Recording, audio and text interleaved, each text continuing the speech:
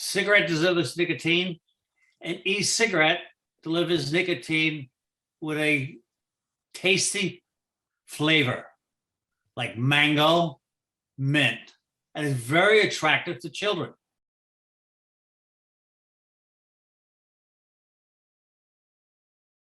We know that Juul was highly successful in schools.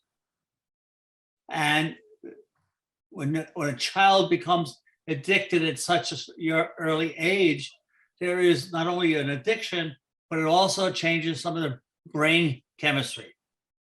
And that's why it's so dangerous.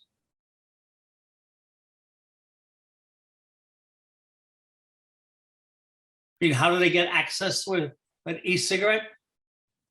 Oh, yeah. From an older friend. Okay. They particularly children at a young age like the flavored e-cigarette. Mint, mango, strawberry, those types of flavors that have been pushed by Juul are very attractive to young children.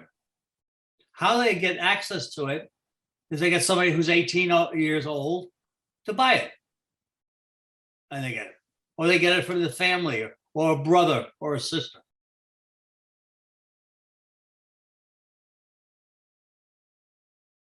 But an e-cigarette is about the size of my finger. And it's very easily disguised in my hand. And I can go, and then like they blow it out. So you don't need matches, you don't need a lighter, there's no ash.